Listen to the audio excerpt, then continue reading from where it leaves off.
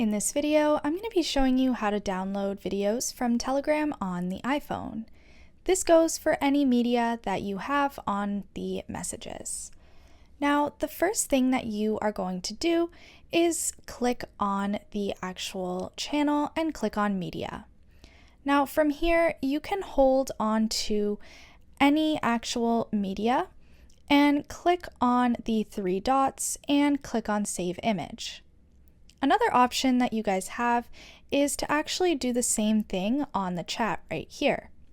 Click on the photo and click on Save Image.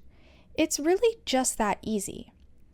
The final thing that you can do is, if it is a chat that you can participate in, you can actually select the message like so, and you can click on the photo that you want to save and click on this and save it.